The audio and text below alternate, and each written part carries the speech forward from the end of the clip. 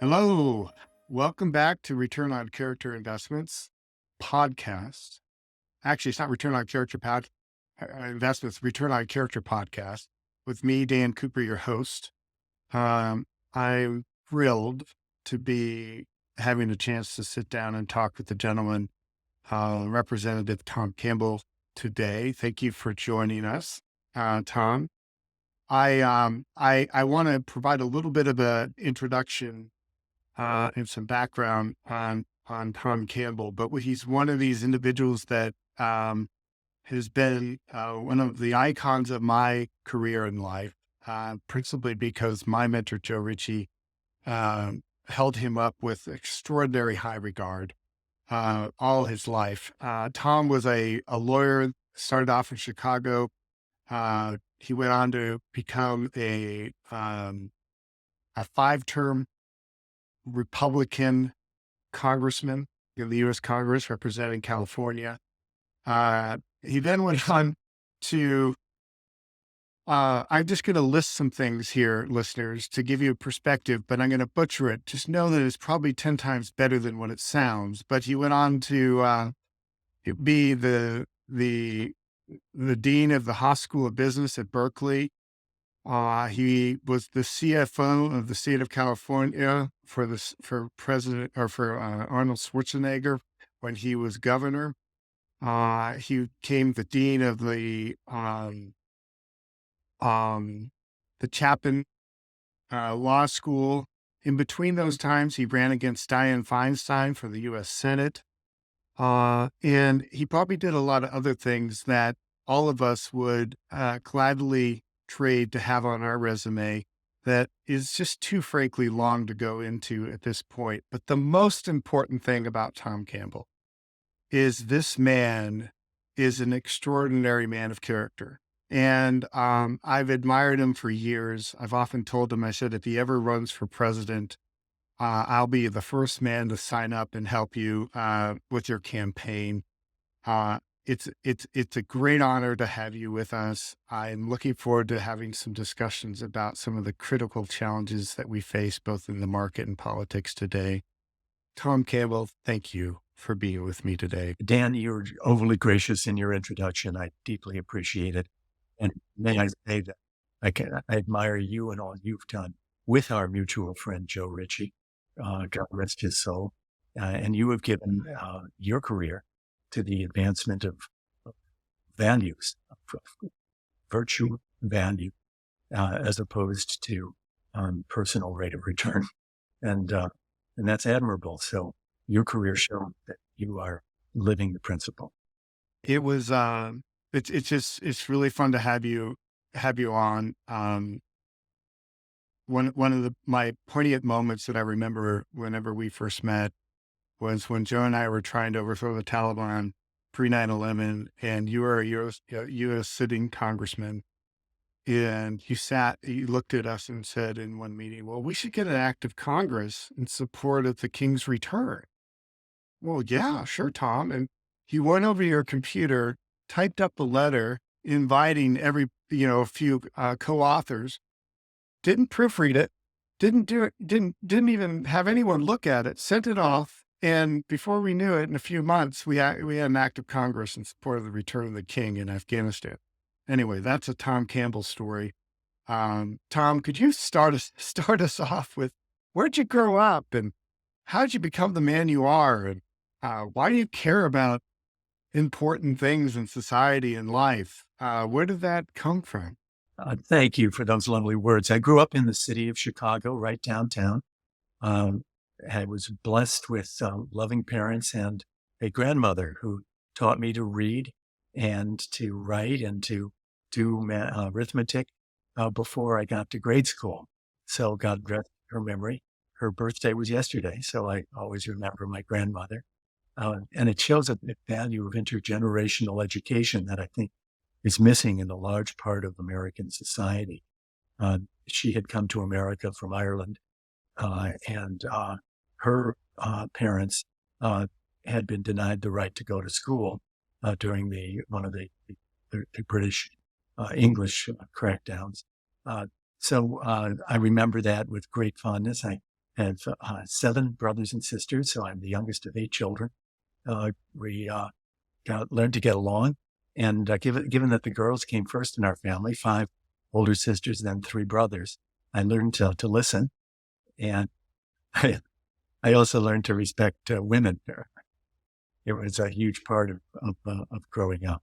So I went to St. Ignatius High School in the city of Chicago, and before that to Sacred Heart grade school. But thanks to my grandmother, I started in the 2nd grade. I was able to pass out of the 1st grades, bless her. And then after St. Ignatius, I went to the University of Chicago and had the great opportunity to study there in the economics department. My faculty advisor was Milton Friedman, and I was very fortunate to get a scholarship to go on for a PhD at the University of Chicago. My parents... What was your dissertation at the University of Chicago on? It was the first quantitative measurement of discrimination against women in the federal government. So the federal government kept data, and it kept sufficient amount of data to estimate what wages should be, depending on what's called the human capital equation, namely experience, education, previous locations of work, breaks in service, veterans preference points, all of those important. And at the end of it, what was not accounted for by those was statistically significantly different between men and women. And that was a strong indicator of discrimination against women in the federal government. My database came up to 1972. So in those years, it was still permitted to discriminate. There were categories of federal employment that were reserved for women and some reserved for men. So that, and having 5 older sisters and my mother and my grandmother, taking the opportunity the University of Chicago gave me to study any subject for my dissertation, I chose to do something that might advance the economic fairness to women. Did that end up having any kind of impact? Was it referenced? Yes, in a strange way. So I was the very, very lowest possible political appointees in the administration of President Reagan. Very, very low level in the Department of Justice. And the domestic policy advisor to President Reagan was Elizabeth Dole. And she later, of course, became Secretary of Labor, Secretary of Transportation. She was Secretary she was Director of the Domestic Policy Staff. And she sent out a note to all cabinet officers that she wanted to create a task force on eliminating barriers to women's advancement in the federal government. Well, it was my dissertation. It was just perfect. The Attorney General said that he was not able to attend himself, and the Deputy Attorney General, for whom I worked, said that he was not able to attend, but asked if I would, and I'd be delighted. So I went over to the White House, and I was the only man in the room. Every other cabinet officer had sent a woman. And, that would have been 28. You were 28 going into the White House because of a dissertation that you wrote in Chicago on equal pay for women. That's right. And I want to give praise to Elizabeth Dole, who then got the president to issue an executive order that ended segregation of categories by gender in the government, and created a task force continuing within each cabinet office to ensure that women had fair opportunity for advancement. Do you remember what it felt like to walk into the White House for the first time? Oh my gosh. Yes. That had happened under President Jimmy Carter. And he was and is, I'm happy to say, a fine man, a man of great personal character. We can perhaps disagree on how effective he was as a president, but there's no doubt that the man was, and he is a good man. And yes, I remember walking into the White House first time. Can I say I was touched beyond what I thought I would be, and to this day, I remember that moment. I wasn't walking into the White House on my bear, and I was walking into the White House on others' merits. And I just to this day I'll never forget, some of the times that I've had there, and it's quite impactful. Do you think that that was part of what kind of seeded for you um, the interest of considering eventually a run for Congress? Oh, it was much sooner than that, Dan. Uh, so I was uh, in third grade when President John F. Kennedy was elected, and at a Catholic grade school.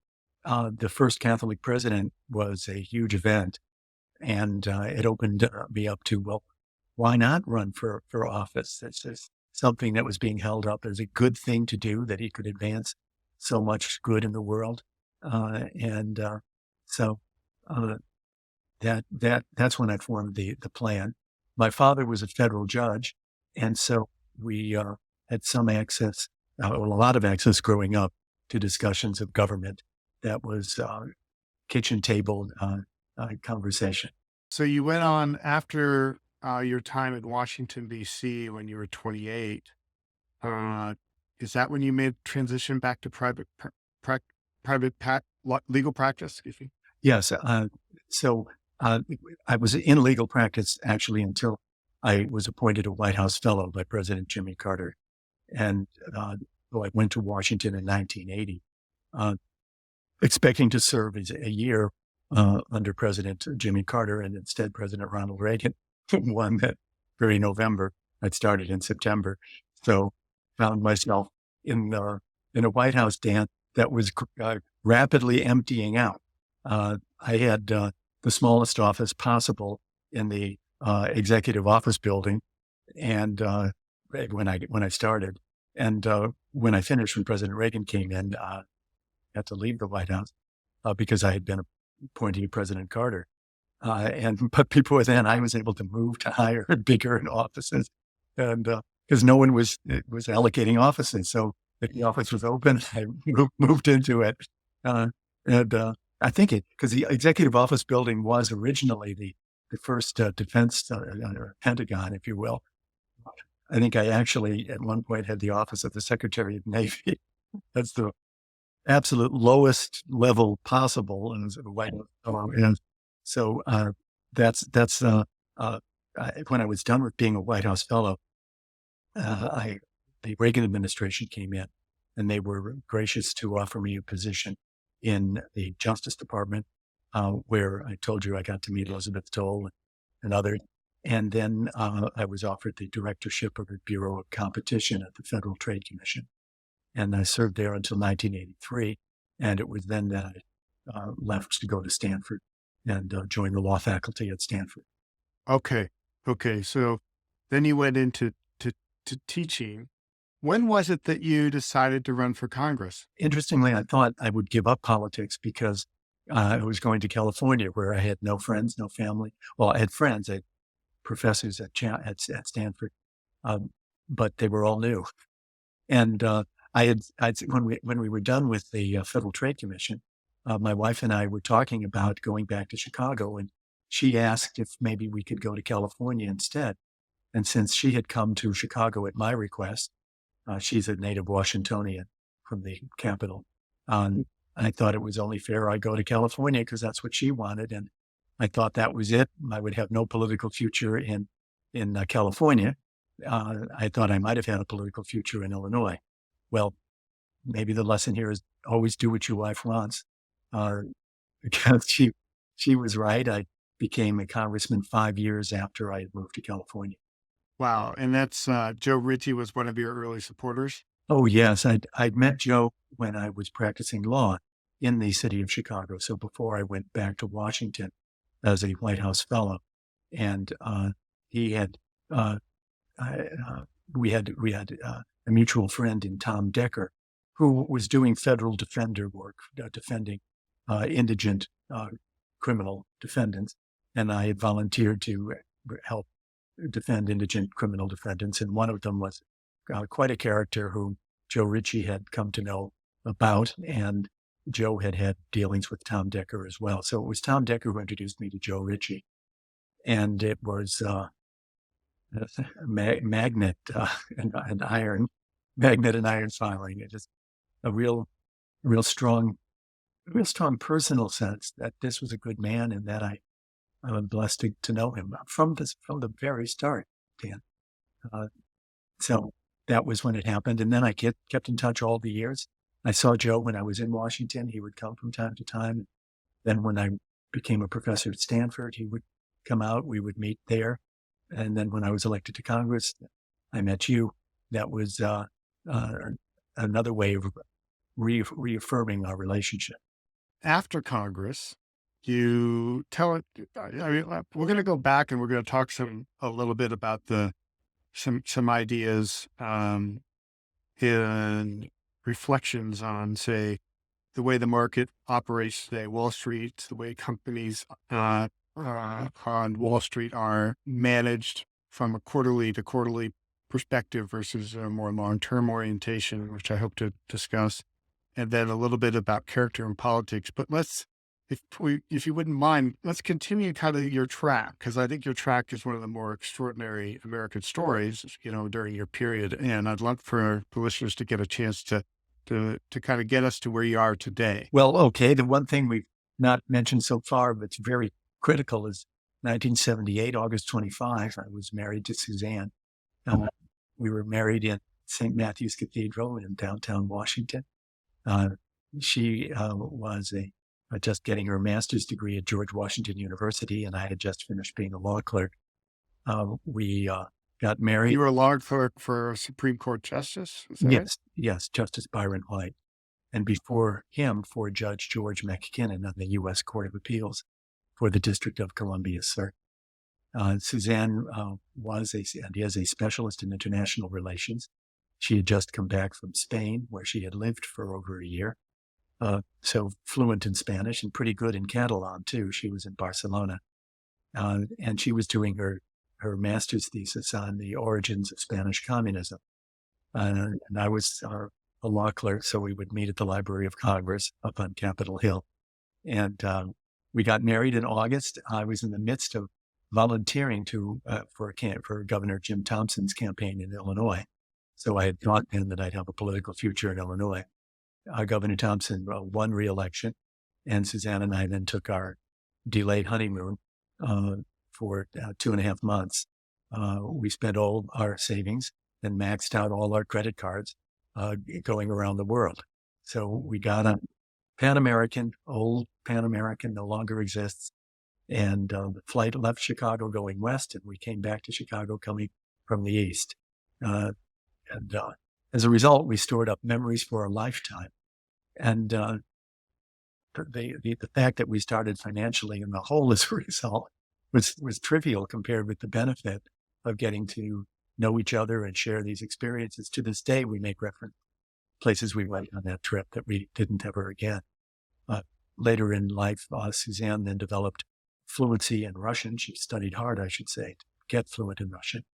And long before I went to Berkeley, she was the director of Berkeley's program to start a business school in Russia, executive director. So international was a really big part of our marriage and has been ever since. So in brief, what I did definitely would reward, particularly her insight now on what's happening in Russia. It's very sad. She has so many friends. She met Vladimir Putin when he was deputy mayor of Leningrad. She graduated she got her language certificate from Leningrad State University. And she was trying to get a building in St. Petersburg. It was not yet St. Petersburg. And the deputy mayor was in charge of allocating buildings. And so she went to him and negotiated to try to get a building that would eventually be the business school, or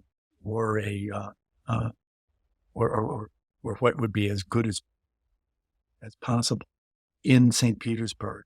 And he was trying to foist her off on property that wasn't all that desirable. And she held her ground. So eventually they succeeded, and Suzanne was the director of the program for 14 years. And well, the tagline there is Suzanne out negotiated Putin. Oh yeah, that's good. Yeah. If she were ever to run for office, I'd say yes. That's right. I think we should elect her. She's still up to Putin. Putin came to the opening of the school, by the way. By then, Oh, wow. he was It's crazy, isn't he it? was the boss. Okay. So you guys get married. Okay. Let's continue the arc of your life. Okay, so we got married. I worked in the Thompson campaign. Uh, he was elected. I then reelected. I then went to Winston and Strawn, the law firm in Chicago, where I met Tom Decker, who introduced me to Joe Ritchie. I was appointed a White House fellow in the administration of President Jimmy Carter, which brought me back to Washington. Uh, when President Reagan came into office, I had to leave the White House, but I was appointed to the Justice Department. That led me to be available for the head of the Federal Trade Commission, who appointed me to the head of the Bureau of Competition. The Federal Trade Commission has antitrust authority and consumer protection authority. The Bureau of Competition runs the antitrust arm. And with the new administration, and this will fit into a little bit of my background in Chicago, the new chairman was not a lawyer. He was the first non-lawyer chair of the FTC in history. And he wanted to have a economist running the Bureau of Competition so that antitrust cases were brought on solid economic principles. And Dan, I think the only reason I got the job was I was the only PhD economist who was also a lawyer cleared in the new Reagan administration in Washington at the time. So I became director, and then in 1983, showing how bad my political judgment was, Dan, I said, well, the economy is pretty down, and President Reagan probably won't be reelected. So I'll get my resume out on the street before anybody else does. And that led to me receiving an appointment at Stanford Law School. So from Stanford, then I ran for Congress in 1988, was elected. I served 2 terms. I ran for senator in 1992 when Senator Alan Cranston stepped down. And there was an open seat. I lost the Republican primary in a 3-way race. The winner was Bruce Hershenson. I came in second by 1.5 points behind him. And then the third was Sonny Bono. And the winner of the Democratic primary was Barbara Boxer, then a congresswoman. She was my colleague in the House. I knew her well. And she went on to beat Bruce Hershenson. So I lost. That meant I had to leave the House. I went back to teaching at Stanford. And the state senator resigned the very next year. Well, I'd had a lot of name ID. I had just run statewide. And I had been 2 terms then as a congressman. So I ran for state senate and was elected. And state senate allowed me to stay as a professor. I would teach in the spring, in the autumn, and could go up to Sacramento in the spring. That was what I did for 2 years and enjoyed it. State legislature gave me a great value, and I hope I did some value in return to people in California. But it was a bit unusual because most people go the opposite direction. They go from the state legislature to Congress. In the case, I had been in Congress for 2 terms and now was in the state senate. The state senate then had 40 senators and still does 40 senators, which meant I was actually representing more people than I did in Congress because we had 52 members of Congress for the state of California. The congressman then, President Reagan had left. Newt Gingrich was bringing in the contract with America, and the House changed in 1992, and the incumbent Democratic congressman from my neighboring district, actually part of my former district, resigned. His name was Norm Mineta. He passed away just last year. He had been congressman for many years, and he said he had waited to be the chair of the Transportation Committee and hear that the Republicans had taken over for the first time in 40 years. And he didn't want to stay in the minority. So we had another vacancy in midterm. I ran for that and was sent back to Congress. So that's how it happened. And I had 2 years in the minority, 2 terms in the minority in Congress, 2 years in the state Senate in the minority, and then 3 terms in the majority in the U.S. House. And then that led me to running for Senate once more. This time I won the Republican nomination, but lost in the general election to Senator Feinstein. And I went back to Stanford, and the University of California, Berkeley was looking for a new dean for their business school. And I applied and was appointed to that position. So I served there. In the midst, Governor Schwarzenegger was looking for a director of finance. You were kind enough to describe that earlier. And he appointed me director of finance for California. So he took a leave of absence to help the state of California in that capacity and help Governor Schwarzenegger, I hope. I then returned to Berkeley because I did not want to lose my tenure or position, and finished being dean. And then I ran for Senate one last time and lost in the Republican primary. But during that race, I needed to get better known in Southern California. So I came down to Orange and I taught at Chapman University, where my good friend and fellow PhD student under Milton Friedman was president of the university, a gentleman named Jim Doty. And he asked if I would be willing to stay if I didn't get elected Senate. And I said I'd certainly be open to it. And then they offered me the deanship of the law school. And now, and this is where you are today. I am. I finished my term as dean, and I teach half the year in the economics department. I have an appointment as professor of economics as well, and half the year in the law school. Tom, I would like to get your thoughts. Rock Investments, the firm I represent, invests in CEOs and leaders that show character habits, evidence of character habits around integrity, responsibility, forgiveness, and compassion in the way they lead their organizations. These characteristics, these behavioral characteristics, have been correlated to actual outperformance in Harvard studies and a lot of other research that's been conducted. I'd be very interested to hear your thoughts as it relates to your historical association and kind of growing up in the Milton Friedman orientation of capitalism, shareholder supremacy, and how that played out in just the everyday life of America and consequently corporate America, and how you see it maybe changing, reflections on what was good and what was maybe just didn't work. I would just love to hear your perspective, because sounds like you were an actual student of Friedman at one point. Would you still hold to his tenets to this day? And anyway, just would love to hear your thoughts. And forgive me, but in my previous answer, I inadvertently omitted Africa. So let me just say, if you want at some point to pursue that, when I was in Congress, I was on the Africa subcommittee for the House International Relations Committee, and was able to travel to over 20 countries in sub-Saharan Africa. So, and that was a life-changing experience. After leaving Congress, I then went back and volunteered to teach in Africa on seven separate occasions in Rwanda, in Eritrea, and in Ghana, most recently in Ghana.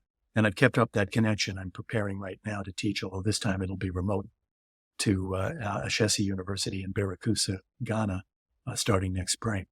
So Suzanne went with me on a number of those occasions, taught fundraising and taught English. So that's a part of my life. Now, to your question, the being Milton Friedman's student did not mean I had to agree with him. He was exceptionally open. He did not require adherence to his points of view.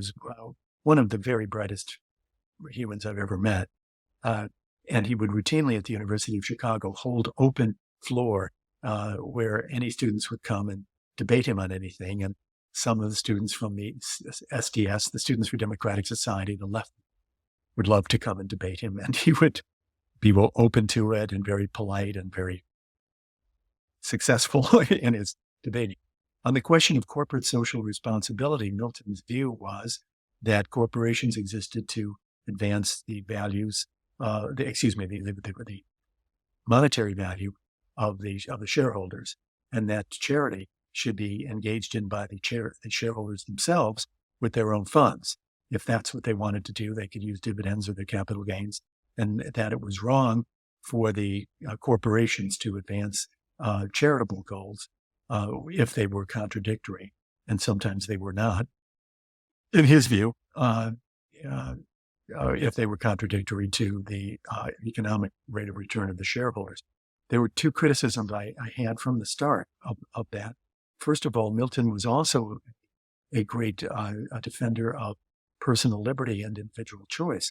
So if a company advertised and made it public that these are the kinds of charitable enterprises in which we're engaged, then an investor who bought the stock of that company would know what she or he was getting into.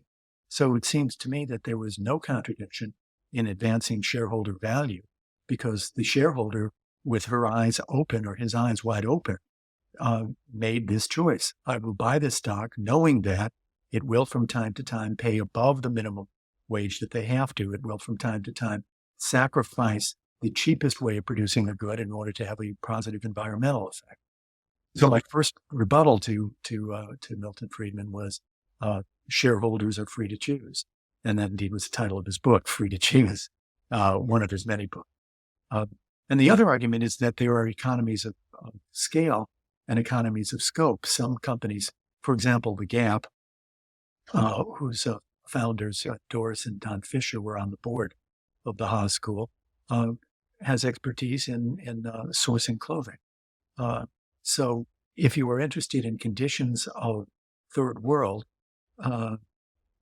what pejoratively might be called sweatshop operations, you can give to an organization that devotes its energy to that in general, or you can support the Gap as it specifically attempted to improve workers' conditions. So that's an economy of scale and economy of scope. Here's the company dealing with just this issue. It's going to be far more efficient. They'll know where the differences can be made than simply giving to charity. So if I'm a shareholder in the Gap, A, I've chosen to buy that stuff, and B, yes, I get a dividend, and yes, I could invest that, for example, in World Vision, which does a wonderful job in my view, or other charities around the world. But here's a company that knows exactly how to help with low-wage workers in third world. So those are my two rebuttals to Milton. He and I disagreed a couple of times.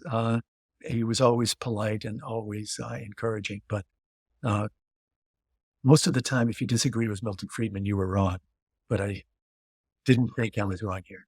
Were you one of those students that raised his hands in the class and kind of put the counterpoint to him? Well, I might have, except that he was my faculty advisor. And so I went to see him on getting advice and approving my courses and so forth. But he had a heart attack the year he was supposed to teach microeconomics. So I used his textbook, but the professor who came in instead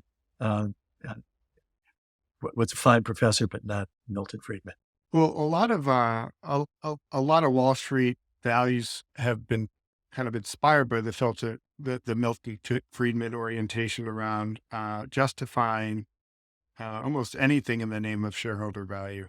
GE and Jack Welch is a great example of the extreme tail of that manifesting it. Do you think that that's still a strong orientation, or do you feel like those ideas are slipping more towards a broader orientation of true value and really what really brings value to the shareholders, meaning connections and attention made towards other things besides just absolute returns?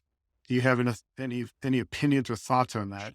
Sure. In the world we live today. And my best reference is when I was dean of the business school. Companies were very much migrating towards the triple bottom line, toward not profit maximization as the sole objective. They were driven there by shareholders as well as by employees. And it was in large part, in my opinion, a quite sincere movement by the corporate CEOs. There were some driven by politics as well, candid. So maybe the CEO's heart was not motivated, but the CEO's brain was, that it would be politically wise not to be vulnerable to the charge that you were running horrible labor conditions or polluting or showing no respect for the environment, social, cultural environment where you were impacting. But whether that was the motive for a large number, it was not the motive, I think, for most. And so, yes. Now the question remains, Milton was right to ask, where do you make the trade-off? And is it legitimate to tell your shareholders there'll be no dividend this year because we're going to pay our workers more? That would be a hypothetical. So we're going to all the dividends and give them to the workers instead. And the answer I would say is, did you tell the shareholders that sufficiently in advance so that they could buy or sell their shares knowing that, and that you were going to do that, let's say 5 years from now? 10 may be too long, but 5 years from now, we're going to move to this model. Now go ahead and invest in us if you want. If you did that, yes, perfectly okay. But Milton might have a better argument if you did that as a surprise. Somebody invested in a company and was expecting a flow of dividends and was suddenly deprived. And that makes sense. It's fair. Transparency, communication is critical. And if you, even if you're not sharing good information transparently, you can still catch people off guard.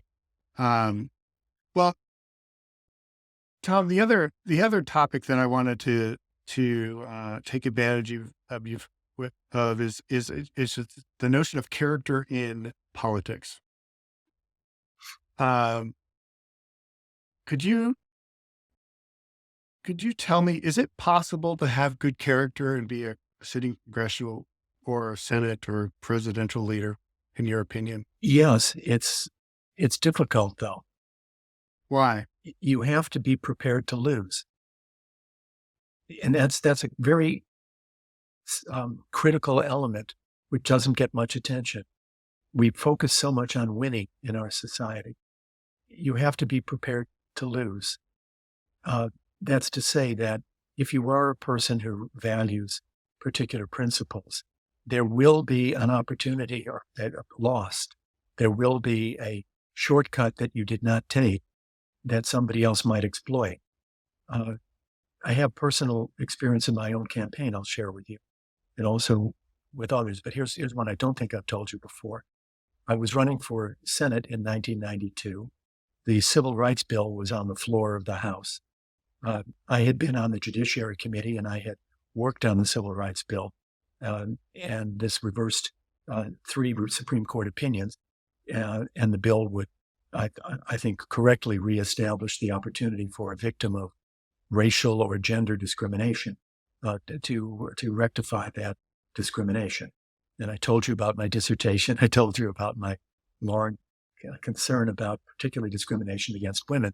So President George H.W. Bush threatened to veto, and they were doing a whip count as to whether the veto would be overridden or not. And I said I would vote to override. Now, I was in the midst of a Senate campaign. President George H.W. Bush was the incumbent Republican president, and I got summoned to the White House. And I spoke with the White House counsel who was there and who had a very high-level member of his President Bush's White House staff from California present. And the White House counsel asked me why I was not going to stand with President George H.W. Bush, who was calling the Civil Rights Bill a quota bill, a bill that would lead to quotas. And I said, well, here's why. And I went into describing the 3 Supreme Court cases. And he interrupted me about, 20 seconds in. And he said, I'll never forget, look, Tom, I'm sure you know a lot more about the law on this than I, but that's not the point. The point is President George H.W. Bush has said this is a quota bill. We cannot have our candidate for Senate in California disagreeing with him. Do you understand? And I said, yes, I understand what you're saying. And I was polite, of course. And the other person who was in the room also emphasized that she was very knowledgeable about California and that this would cost, in the primary. It was a very close primary, as I intimated before. And I was favored to win just slightly in the polls. I went back to the Congress that day, and I voted to override President George H.W. Bush's veto. And I got a call from a senator who was the chair of the Republican Senate Committee, who said, well, you've just lost the Republican primary. And President Bush, Vice President Dan Quayle came out to California, did a fundraiser for Sonny Bono, and Sonny Bono took more votes than the margin between me and Bruce Hershenson in a three-way race. It was made clear to me that that was the consequence. And to this day, Dan, I'm so happy, because imagine, and I know I can be wrong on the substance of the issue. That's not it. The question is, what did I believe? And what I believed was that this was a good law that would help people who were victims of discrimination. And what President Bush was doing in vetoing it was playing to a political purpose.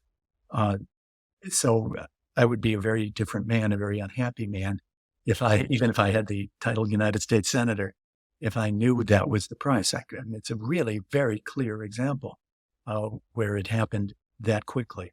The end of the story is somewhat ironic. President Bush eventually signed the bill. President George H.W. Bush eventually signed the bill. And the reason was that in the interim, David Duke had won the Republican primary to be governor of Louisiana. David Duke was Grand Dragon of the Ku Klux Klan. And President Bush needed to establish some very solid civil rights credentials. So he switched. And I remember talking to Henry Hyde, who was chair. He was ranking member, not chair, or number 2, I think, on the Republican side. I said, so why did you switch? Because he switched too. And he said, David Duke.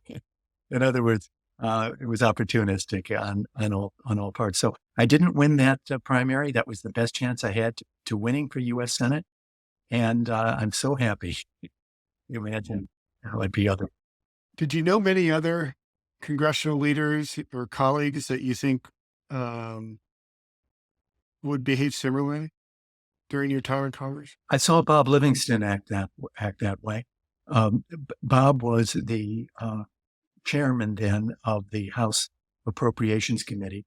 Newt Gingrich was the speaker, and he had been gotten into some difficulty over the fact that he had told Republicans to vote for the budget and don't read it. It was his phrase, don't read it, just vote for it. He had worked it out with President Clinton. And it turned out that the budget included some appropriations for military aircraft to be built in Newt Gingrich's district. That we did not know about when he was urging us to vote for it. And that led to a challenge that, do we want Newt Gingrich to be our speaker, the Republican leader anymore? Bob Livingston was challenging him. At the same time, the House was engaged in the impeachment of President Bill Clinton. President Clinton had admitted to lying under oath. There's no other way of putting it.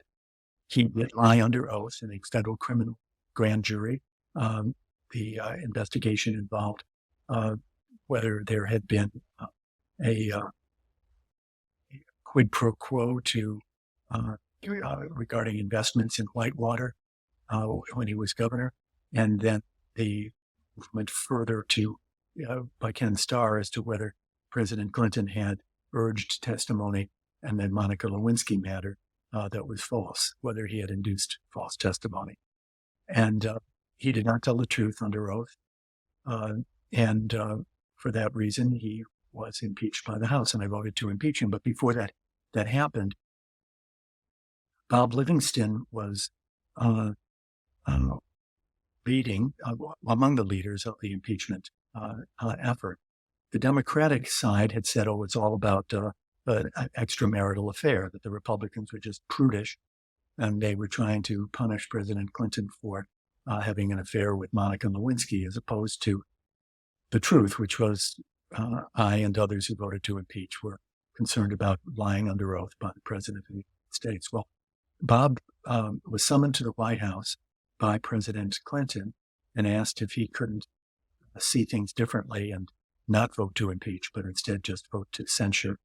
Bob said he would go with the evidence, and the evidence was strong that indeed President Clinton had admitted he had not told the truth under oath.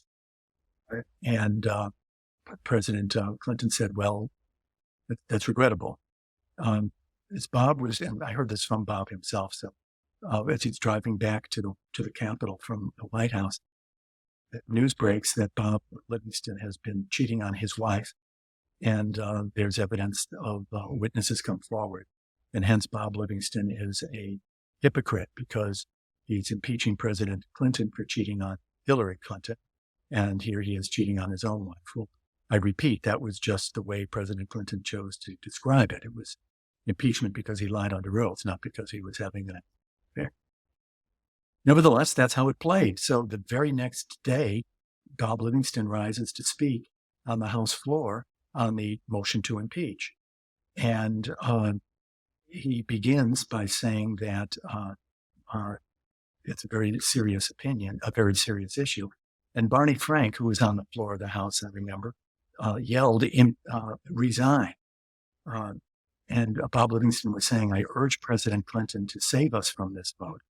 Resign and allow Al Gore to be president. And then we won't have this issue.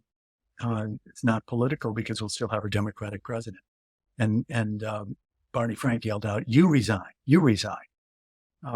because the news had broken. It was the front page of the Washington Post that very morning that Bob had this outside affair.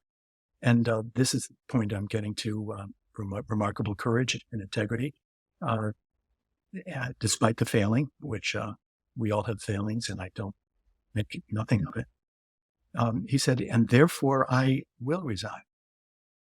And you could have heard a pin drop. Bob Livingston announced his resignation from the House of Representatives. He said, in order to be clear after this vote, I will step down. So he put his whole career on the line. And he did it so that the vote on impeachment could be clarified as to not involving what the president was saying it was, but rather a very straightforward and important issue of integrity. Did the president lie under oath?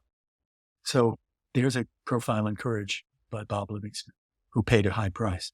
Indeed, had he told President Clinton that he would not vote to impeach, I have no doubt, and I think Bob has no doubt, that this allegation never would have come to light. And do you think he may have been the Speaker of the House eventually? Oh, yes. Sure. Denny Hastert became Speaker of the House. And Denny Hastert was from the Whip organization, but had nothing like the support that Bob Livingston did. Chairman of the Appropriations Committee, Dan, has friends everywhere because that means money for your district. We don't like to, I don't want to harp on character, but to me, character is not defined as making mistakes. It's really how you deal with them when you do, because we all make mistakes, and that is a great profile of a story of exactly that. Pivoting a little bit to today, how do you feel about character representation in Congress today? Is it how have you dealt with that? How do you feel about the way people are behaving today compared to, say, the days where you were in Congress? It's become much worse. It's very, very polarized. It's so much a focus on means, on an end, instead of mean. So Democrats presently, they've admitted it, they're supporting election deniers in the Republican primaries in order to get them defeated in November, because they'd be easier to defeat. The Democratic Congressional Committee has admitted that they have put money into Republican primaries in order to nominate somebody whom they consider unacceptable. And on the Republican side, the adherence to President Trump, despite overwhelming evidence that the election was won legitimately by President Biden, because if you don't say that, President Trump will endorse your opponent in your primary. And so what I suspect, I haven't the individual conversations now that I did when I was a member of Congress, but what I suspect, Dan, is the oldest and perhaps most virulent of all self-deceptions is I'll do this little evil in order to do good. Once I get elected, country will be better off. My district will be better off. So in order to get elected, I might have to take this step. I might have to say President Trump was cheated out of the election, even though I don't believe that he was. on the Republican side or the Democratic side, I might have to support this otherwise unacceptable candidate because he or she will be easier to beat. It's awful. I look across the ranks and see very few. I'll single out Senator Mitt Romney. He deserves credit. He's a man of faith, and he's showing that he evaluated the evidence and against his own political interest voted to impeach President Trump on 2 occasions. Indeed, on the first occasion, he was the only Republican senator to convict. I said to impeach. He was actually going to convict to remove him from office. But that's a very sparse example. And all for what? For what? So that you can be 1 out of 435. Well, yes, good. I'm glad that you're 1 out of 435. And maybe I did a tiny, tiny bit of good when I was 1 out of 435, but it's not worth it. And if you're able to sell, if you're willing to sell your principle on that, then why should anyone have confidence in you on the 1,001 decisions that are made in private? That's another phrase for character, the decisions that you make when no one's looking. And there are 1,000 decisions for every one that gets public. Whether you go on a bill to sponsor it or not, whether you move a particular argument in committee discussion or not. So it's become much worse in my observation. And largely it's because of the polarization of the 2 major parties, and the result being that they cannot, a candidate or an incumbent cannot afford to be primaried. Because if you lose the primary, you can't make it to the finals. The primary becoming the most important election down that November. Out of 435 House seats, I could be wrong, but I think Cook reports never got above 50 who were contested. So 435, 385 were not contested. And as a result, the primary becomes important. And as a result, party loyalty and orthodoxy has become even more and more dominant. Listeners, excuse us for consistently referencing Joe Ritchie, but he's a big part of my life, so he's always going to be a part of my thinking.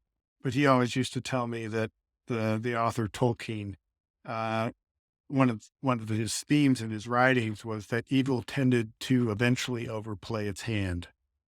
In the notion that, and not pointing the finger on any one individual, but the tendency to not prioritize character civility. Is there hope? Is there hope for a way to reverse course in any way around the trajectory and the trend that we see leading us in Washington today? Do you have any thoughts on that? And of course, speaking to your new political party might be a part of that answer. I'd like to be optimistic. I cannot be optimistic. Structural change is needed because where we are now, the primaries decide everything, and party orthodoxy drives the Democratic primary candidates to the left and the Republican candidates to the right. The concept of a liberal Republican is gone. Concept of a Scoop Jackson Democrat is gone. The overlap is almost zero.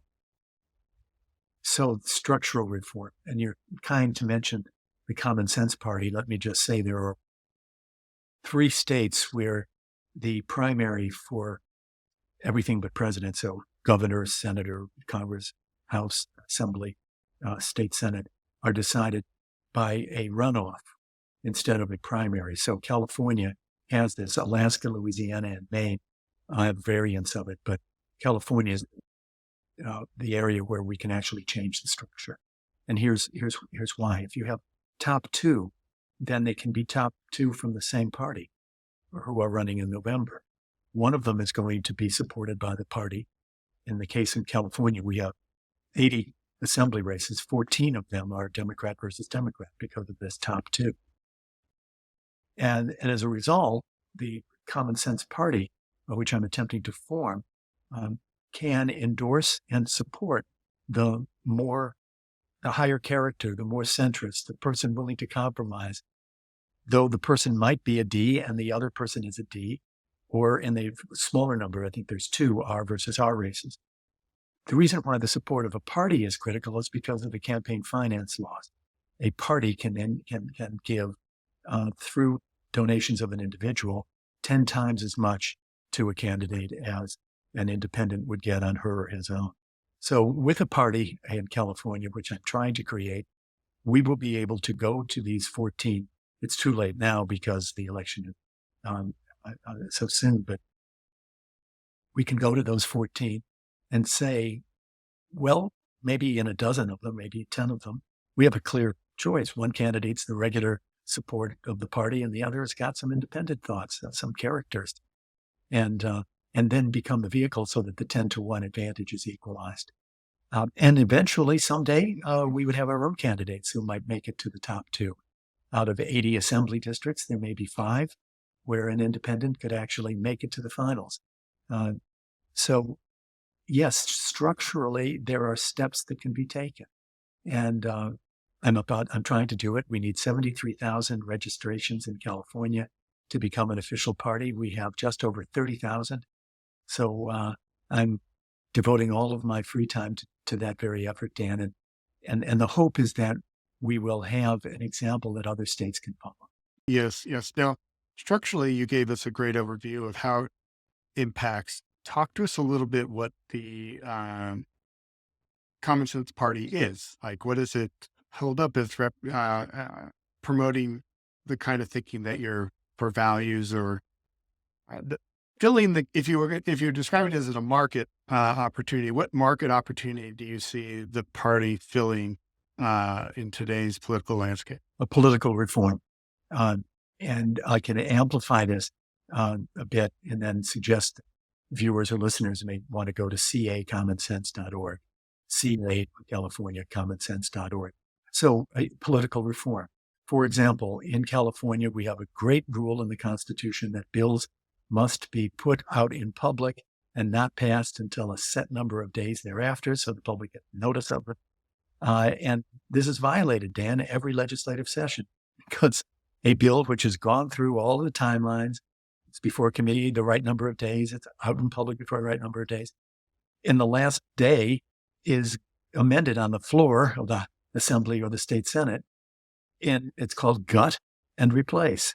So the bill number remains the same, hence the constitutional requirement has been satisfied, but it's a totally different bill, which has not been before the people for 10 days, which has not been before the committee. That's allowed. Another is the so-called trailer bill, that we passed the budget and this bill is necessary to implement the budget. So that doesn't have to. Well, it's not necessary. It's simply tacked along in order to get out from the rule. So that's the first example. The second example is initiatives. California is blessed by the power of initiative, where the citizens can attempt to change the law on their own. But the summary that the voters oftentimes don't go beyond, just the summary of the initiative is drafted by a political officer. The political officer happens to be the Attorney General, which is a political post in the state of California. And as a result, you've got the most remarkable mischaracterizations. One which was a tax, a proposal to lower the gas tax.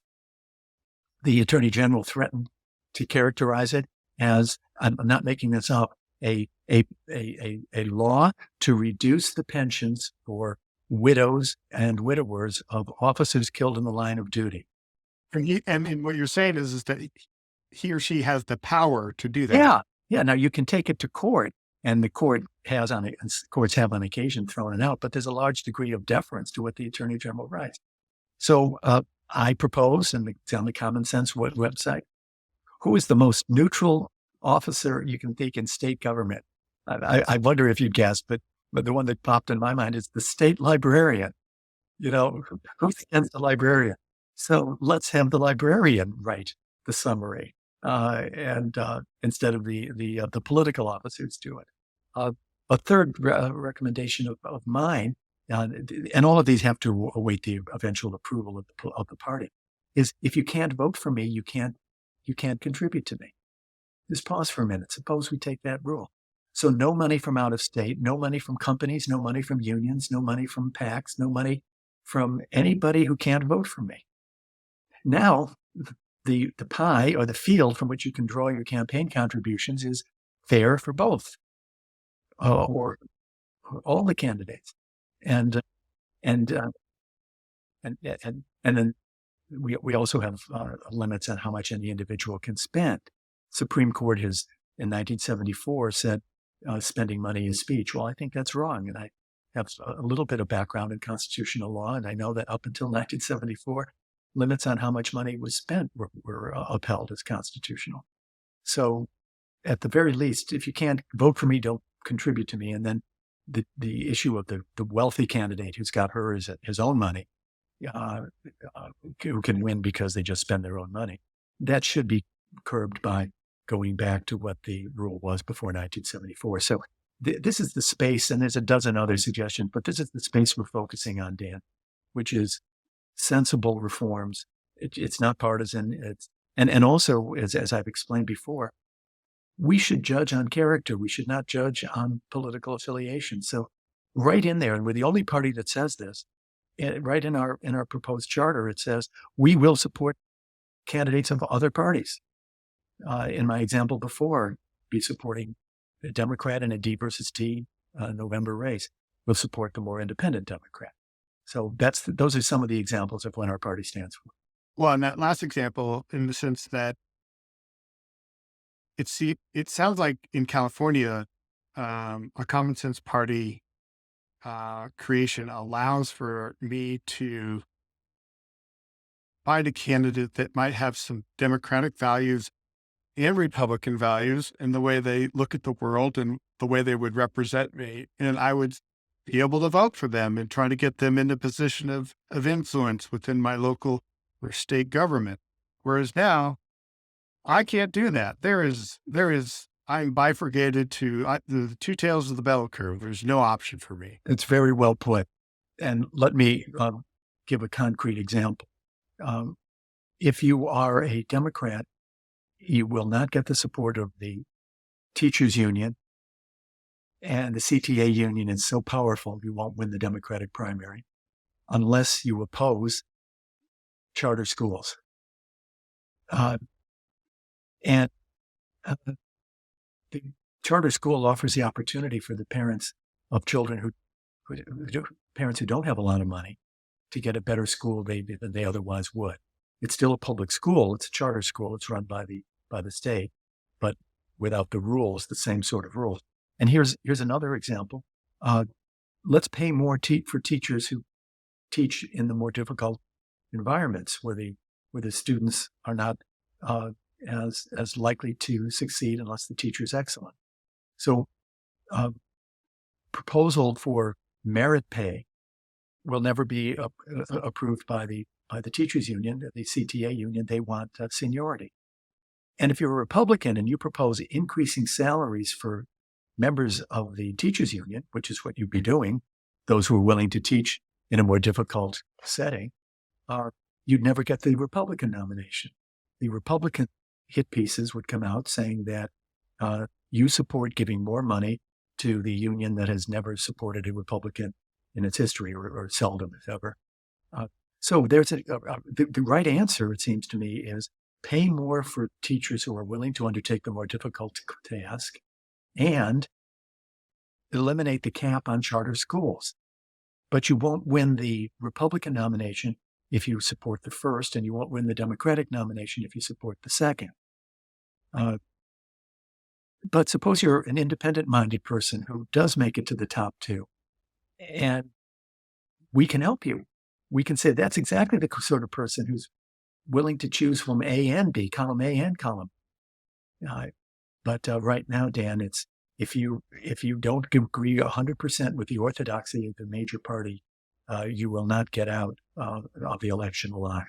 Well, and that's the heart of the common sense party, and the notion and the idea is that it really gives birth for new ideas to come and be put into a position of power and influence within government. Whereas now we are all stuck to our corners of our boxing ring, and you're forced to choose your quarter, and that discourages people from even wanting to be in a corner. So they don't be, they just why get involved? And so to me, the the common sense party provides us kind of a bright light in the midst of a very contentious environment. And as I've said, I'm 100% ready to be a card carrying common sense member. Redding, California, I don't think has a chapter. I'm ready to open it. And like I said when we started off, Tom, when you let me know you're going to run for president, I'm going to carry your bag. Okay. I don't think it's too late. I still think there's a chance. And I'll do everything I can, which isn't much, to help, help you win, because I believe in you deeply, and I'm grateful for who you are and what you've represented in your lifetime. And I thank you for continuing to do what you do every day, Tom. Well, deep thanks for that. But Dan, I will not be running for president. But there's no higher compliment an American can give to another American than to say they support them. Well, I'm going to keep trying. I'm going to keep trying to push you over onto that let me know line of consideration. Let me know when you run, and I'm honored that you're willing to be part of this effort, at least in California. Sorry. Well, yeah, I'll be a part of it here with you, and then I'll start another party that just says Tom Campbell for president. We'll just start getting our signatures, and you will be forced into the position. Ultimately, that's the way great leaders should be decided, not be the biggest self-promoter, but the one that doesn't want to be president or perfect for the people that really are the ones that should be. So we'll end it with that. Thank you very much, Tom, for coming on. And my pleasure. And again, give everybody the link for the Common Sense Party. Tell them where they can learn more. cacommonsense.org. Okay. Wonderful. Thank you very much, Tom. Immense thanks to you, Dan, for this and for all that you've done.